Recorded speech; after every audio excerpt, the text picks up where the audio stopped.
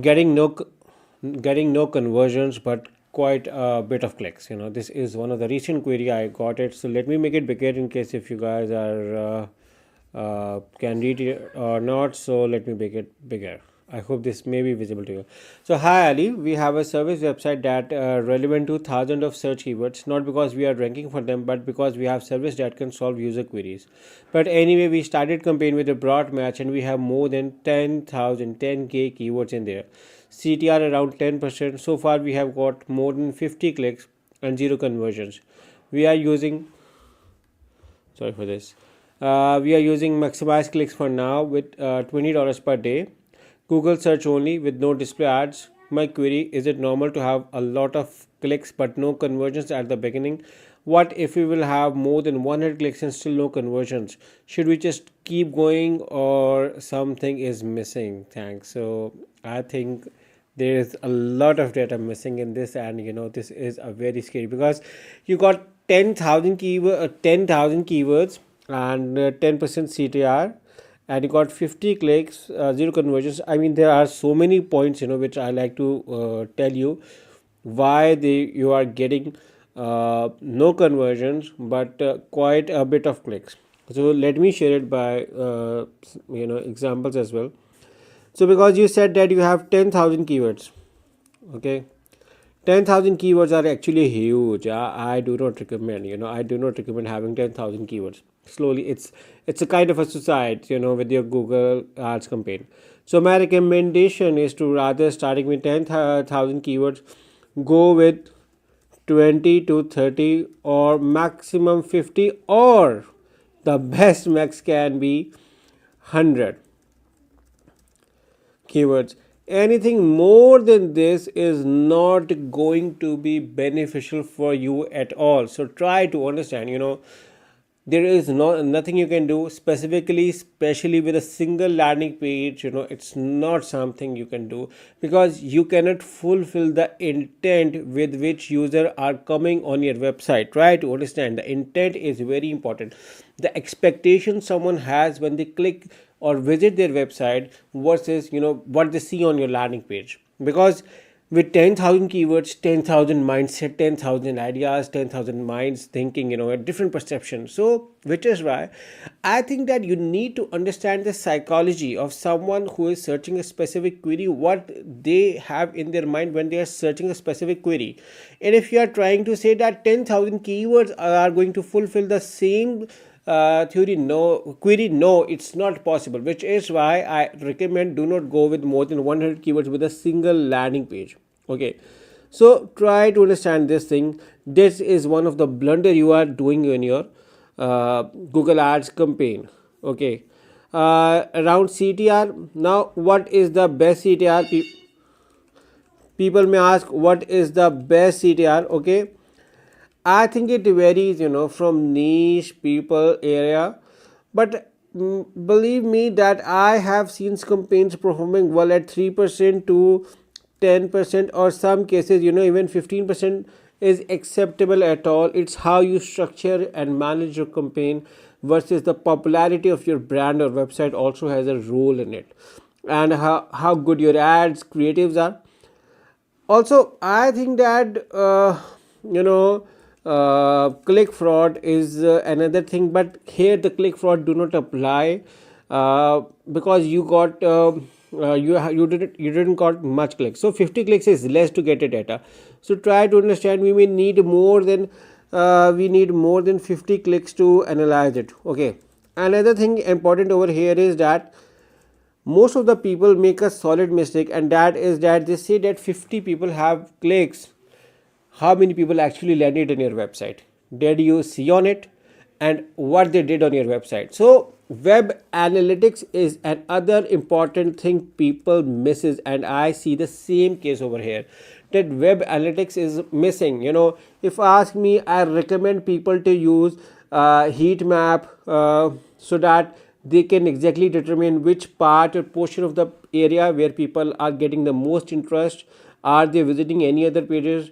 How much time they are spending on your website? So this can actually tell. For instance, if we have a very slow, let's say if people are leaving our website within less than 30 seconds, it means they our landing page is not fulfilling their expectations. So landing page is the second crucial error. So this can only be find out if you are having a proper web analytics on your website.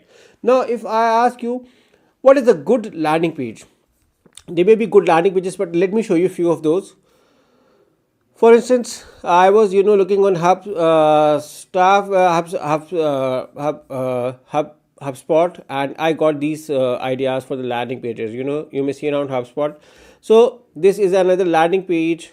Okay, this is an average landing page in my opinion, because over the time I have seen that a good landing page has facials, expressions, emotions. They connect with you, with your audience. So I think a face lacks over here, authenticity lacks over here, some recommendations, reviews, case studies, and all in all, I think a best landing page is where the maximum information is displayed without scrolling down. Okay, another landing page you may see over here. Now this is an acceptable landing page. I think I'm able to show you. Okay, you may see around over here. This is a logo over here. There is no space over there. This can be utilized. I think a social media icons over here or a phone number would be a good idea. This is a good, this attracts the mind. Your headline is hero line is good. I think reviews should be over there. This is fine. You can display the product information and images over here. So yeah, this is better than that, but not the best one. Another landing page over here. So you may see this landing page, this grabs attention. You may see around these images, images says 1000 words. I say sometimes, a timer is a good thing, a clock down timer running on your website is a good, another page, which I see people, the timer is on, for instance, in hosting a landing page, you may see around, this is the timer running right now. You're getting 85%. So look around on this. You are having your claimed CTA call to action over here. Pricing is being mentioned over here. So these plays a crucial role over here. I'm now exploring this landing page. You may see this is the reviews, which is grabbing the attention. Now these are the testimonials or case studies. You can have either thing. This brings attention, authenticity, increases the trust. So you can see this is another crucial thing as well in optimizing your landing page. And then this increases authenticity, where you are being recommended, where you are being mentioned, or those companies which have verified your credibility also increases. Some information regarding your product, services, and then some statistics, some data. Also, I think that now this is becoming too much big landing page, too much data, and then pricing. So another aspect over here is that now this is again not the best. Why? Because the main page is very good, but the information is too down. Another landing page. Now this is what I like. This is one of my opinion. This is what I like because this has a face, and I think a connection can be built through it. A form over here, so user do not have to scroll and fill out their information with the minimum data, and making the process faster. So this can be good examples. I hope I was able to explain what kind of a good landing page is.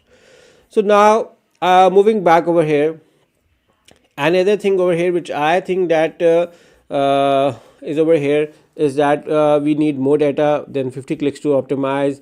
$20 per day budget is little low. I may be spending more money at start and then lower later on because I need data. So for data, I may need more spending at start.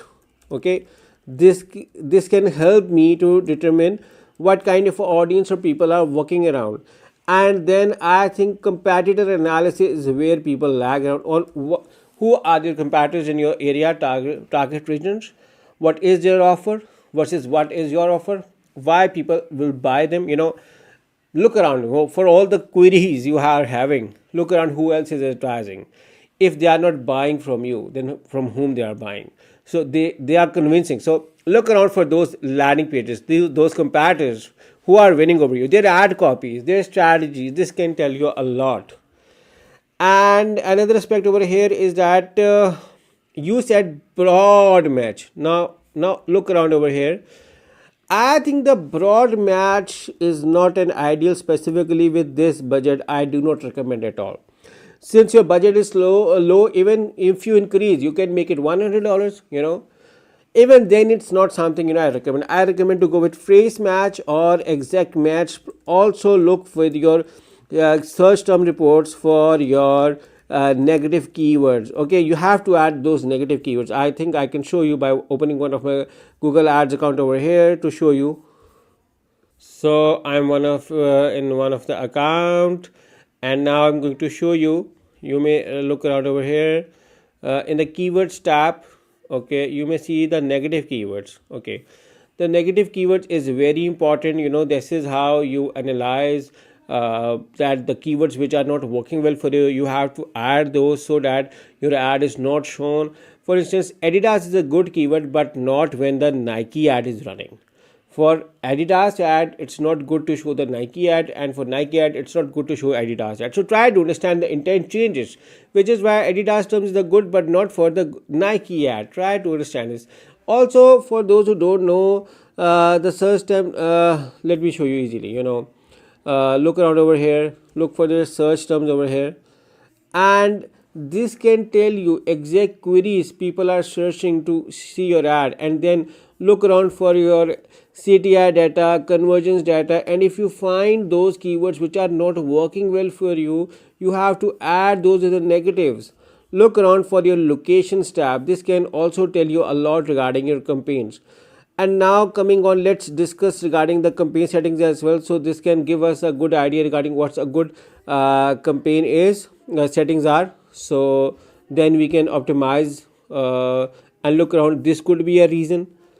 Okay, for instance, you know I may look around my campaign settings to see where I am targeting my campaign strategies, and for instance networks, and I do not recommend always the search partners.